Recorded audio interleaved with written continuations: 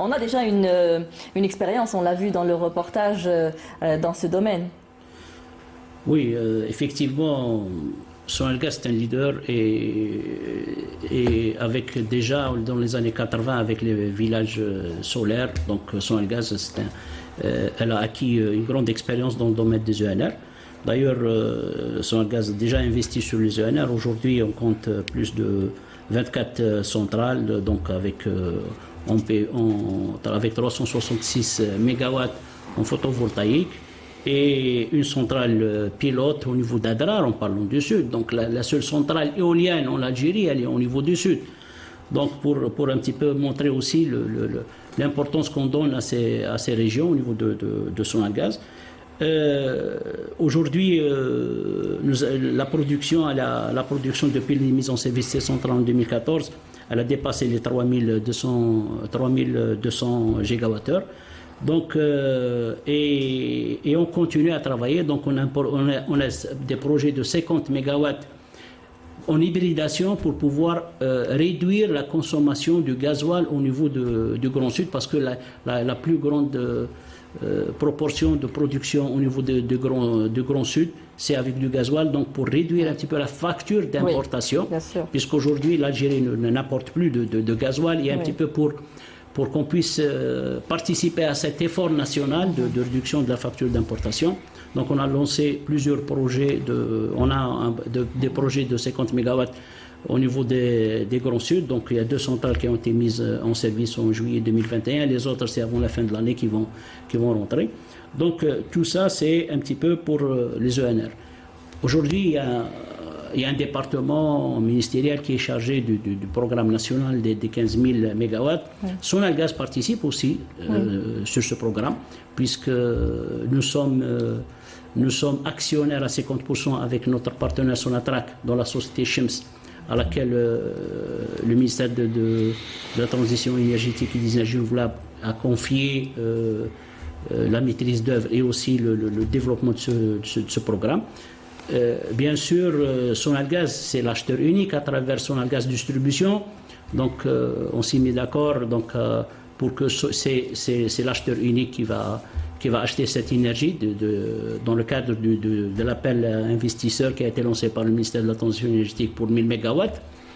Aussi, l'opérateur système, Monsieur Aziz va développer sur quoi comment nous sommes en train de préparer notre système, et aussi comment on les a accompagnés dans les études de faisabilité. Donc tout ça, Sonalgas, elle participe activement à la réussite de ce programme qui est un programme qu'on considère un programme national. Oui, monsieur Mathis. C'est juste à titre illustratif pour un peu, c'est-à-dire détailler un peu les chiffres qui ont été donnés par monsieur Kafi.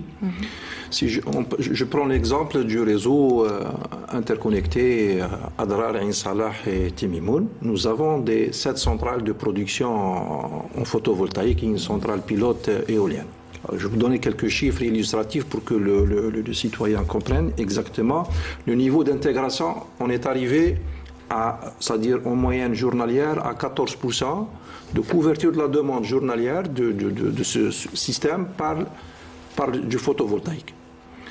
Et à un niveau d'intégration instantanée qui, quand même, on le considère comme étant un record pour ce réseau-là, qui arrive à dépasser les 35%. C'est-à-dire que 35% de la demande instantanée, elle est couverte par le photovoltaïque. Donc, c'est dire le niveau d'économie, de consommation en gaz qui a été réalisé à ce niveau de système. Pour ce qui est du projet de renouvellement du système de conduite, bien sûr, c'est-à-dire il faut s'adapter avec l'arrivée des massifs des installations de production photovoltaïque qui vont être accordées sur le réseau national. Et ces installations, c'est un autre type de production, donc qui va apporter un certain nombre pas de problèmes, de défis techniques qu'il faut surmonter. Donc il faut avoir les outils nécessaires pour assurer une bonne conduite d'un système électrique en présence massive de ces installations photovoltaïques.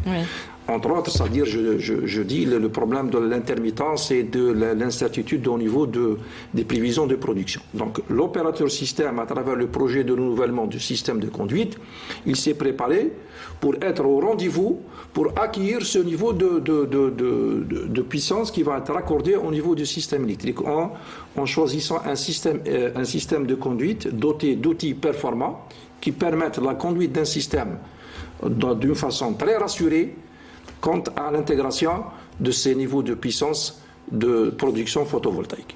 Et on sait que là aussi, cela nécessite des interventions rapides. En tout cas, pour le Grand Sud, il faudra des nettoyages à cause des tempêtes de sable et tout. Cela nécessite également des équipes derrière pour assurer la continuité. Bien sûr, c'est-à-dire tout ça est pris dans un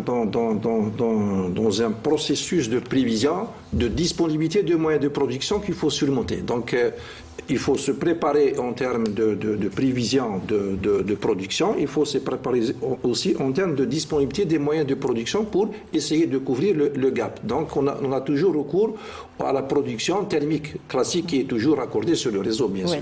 Est-ce qu'on sait qu'aujourd'hui, je le disais tout à l'heure, la réalisation d'un réseau de transport et de distribution coûte excessivement cher. Les réseaux, les énergies renouvelables peuvent être une alternative aujourd'hui ? Madame, la question aujourd'hui, est-ce qu'on favorise, je veux dire par là, cette alternative ou pas pour les zones reculées ou difficiles d'accès? Aujourd'hui, il est indéniable de dire que les ENR, aujourd'hui pour l'Algérie, c'est important parce que nous devons avoir un mix énergétique. Oui. Le gaz n'est pas éternel, donc nous devons rationaliser. Donc rationaliser la consommation du gaz et aussi pour pouvoir au moins exporter une partie. Oui. Aujourd'hui, on consomme plus de 40 milliards en consommation interne, de 40 milliards de mètres cubes gaz, c'est important, dont presque 18 milliards de mètres cubes juste pour la production d'électricité. C'est important.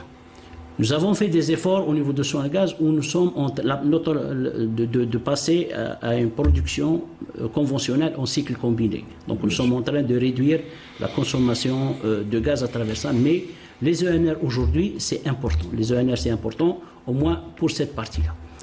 Maintenant, toutes les autres questions pour le Grand Sud ou pour le réseau interconnecté, tout ça, il faut les mettre un petit peu dans cette formule d'économie et à grande échelle. Oui. Je vais rajouter, si vous permettez, oui, les ENR, oui, c'est... Tout est à gagner, donc sur le coût, je disais, du transport, mais aussi sur la rationalisation du gaz. Donc l'installation de centrales photovoltaïques, ENR de façon générale, oui, mais en parallèle, il faut développer les réseaux. Parce que ces centrales-là vont quand même débiter sur des réseaux de transport et sur des réseaux de distribution. Donc le développement du réseau de transport et de distribution doit accompagner justement l'installation de ces centrales ENR. D'autant que la population va en augmentant aujourd'hui, on peut se retrouver devant ce dilemme d'exporter ou de tout consommer pour répondre à notre demande. Oui, bien sûr. Nous devons accompagner le développement social et aussi le développement économique. Bien sûr. Juste pour vous donner peut-être un niveau de chiffre. Donc, en termes de besoins d'infrastructures à l'horizon de 2030, donc Sonalgaz, un petit peu sur ce plan de développement, elle compte investir plus de 2550 milliards de dinars. Tout secteur confondu, donc sur le volet production, plus de 6000 MW, sur le réseau haute tension, plus de 18 700 km, sur le réseau de distribution aussi, c'est 111 000 km, sur le réseau transport gaz, plus de 2200 km, et sur le réseau de distribution gaz, plus de 53 000 km. Donc, pour voir un petit peu toutes les prévisions d'investissement et de développement pour accompagner tous les secteurs et aussi le développement du pays. Alors vous parlez de cette nécessité d'aller vers le mix énergétique, on parle aussi du nucléaire comme étant une possibilité, est-ce qu'on l'envisage également ? En tout cas, selon les experts que nous avons ici reçus sur le plateau, dans le monde et tous les experts, on prend toutes les solutions. Pour parler d'un mix énergétique, le nucléaire n'est pas à exclure. Et l'Algérie, je pense aussi, elle a une expérience, au moins expérience, et elle a de l'expertise qui lui permettra d'envisager cette option, bien sûr dans une proportion de mix énergétique qui serait à déterminer selon toutes les solutions qui sont... Ouais. Il est important pour nous de se projeter aujourd'hui dans l'avenir et de penser surtout que l'Algérie a quand même un potentiel. Rationaliser tout ça. Et au niveau du ministère de l'énergie et des mines, on a lancé un projet dans ce sens. Et je crois qu'on ira forcément aussi pour l'électricité d'origine nucléaire, pourquoi pas. C'est aussi l'une des solutions pour substituer un peu au gaz. Hein. Oui. C'est l'une des solutions en plus des ENR. En tout cas, pour Sonalgaz, dans une centrale nucléaire, il y a une partie qui est déjà l'expertise qui est chez Sonalgaz. Donc, en termes de centrale électrique ou centrale à vapeur, donc il y a une partie qui est déjà là au niveau de Sonalgaz. Donc Sonalgaz, c'est un acteur qui peut aussi contribuer. Le relais, oui. Donc c'est pas quelque chose qui est écarté. Donc aujourd'hui, nous avons l'expertise, nous avons le savoir-faire, nous avons aussi les moyens de le faire. Il s'agit juste de rationaliser les dépenses et d'optimiser tout cela. On arrive un peu au terme de l'émission. Pour revenir à notre thème principal, il s'agissait de rassurer nos concitoyens pour cet été 2022, surtout pour les régions du Grand Sud et même pour les régions du Nord. On a eu quand même à connaître aussi des coupures assez récurrentes quand il y a aux heures de pointe et quand il y a des fortes chaleurs. On peut rassurer donc pour cet été 2022, on connaîtra un été calme à ce niveau-là? Tout à fait. Et peut-être avant de conclure sur cela, Madame, on dira quand même un petit mot. L'Algérie va donc... Ah oui, bien sûr, sur les Jeux méditerranéens. Un événement de grande importance Vous êtes présent aussi. Au jour à venir, donc au niveau de l'Oranie. Et pour cela, donc Sonalgaz aussi a mis en place un dispositif... Vous serez les éclaireurs. Tout à fait. On va donner de l'énergie très maîtrisée. Oui. Puisque cette région, quand même, elle est alimentée par une vingtaine de postes sources. Il y a aussi la centrale de Boutkilis qui vient renforcer la production énergétique dans cette région. Donc les prévisions de PMA dans cette région pour cette période-là ne dépasseraient pas les 638 MVA pour plus de 1700 MVA. Donc on sera à peine à 36%, donc il y aura une réserve rassurante. Et en plus de cela, donc il y a la mobilisation des équipes. Ouais. Donc plus de 400 équipes, 436 équipes d'intervention qui seront mobilisées, avec donc une cellule de veille, de suivi au niveau d'Oran et au niveau d'Alger durant toute la période de ces Jeux. Que nous espérons, Inch'Allah, une grande réussite pour notre pays. C'est ce que nous souhaitons. En tout cas, on l'a compris, vous êtes aussi présent. Cela dépendra aussi de la bonne organisation de ces Jeux. Donc, pour revenir à ce thème principal, on fait un petit tour de table juste pour clore. Donc, cet été sera plutôt calme en termes de distribution de l'électricité. Madame, on travaille pour. Donc, on travaille pour et toutes les sociétés de Sonalgaz, toutes les équipes de Sonalgaz sont mobilisées pour assurer la meilleure qualité de service à donner à nos citoyens, surtout pendant la période estivale où, après le Covid, on prend toutes nos dispositions pour l'alimenter et tous les clients dans de bonnes conditions.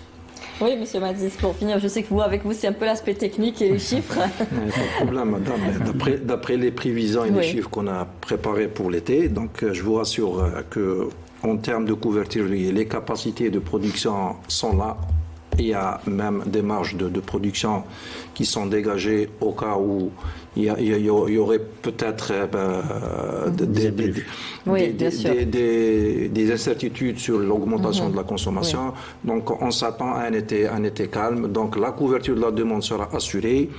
Et la continuité de service, je pense qu'elle sera nettement meilleure par rapport à l'année passée, qui était déjà qui s'est passé, qui s'est nettement amélioré l'année passée. Je vous rassure, madame, que l'été de 2022 sera, Inch'Allah, un été calme. Alors, on va peut-être faire une action citoyenne aussi, rappeler les consignes aujourd'hui pour justement qu'il n'y ait pas de forte, rationaliser la consommation.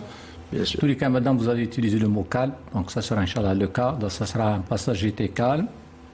Bon, bien sûr, nous sommes sur les systèmes techniques. Bien sûr. On n'est pas à l'abri, le risque zéro n'existe pas. L'essentiel, c'est que tout le dispositif est mis en place pour mobiliser les équipes en cas de panne, pour intervenir donc dans les délais impartis. En tous les cas, point de vue production, transport et distribution, on est certainement à l'aise. Et on espère, Inch'Allah, passer un été calme. Les Algériens passeront, Inch'Allah, un été calme. Inch'Allah, merci. Merci à vous, messieurs, d'avoir participé à cette émission et d'avoir répondu à nos questions. Merci à vous tous de nous avoir prêté attention. Je vous souhaite de passer une excellente fin de soirée sur Canal Algérie. Au revoir.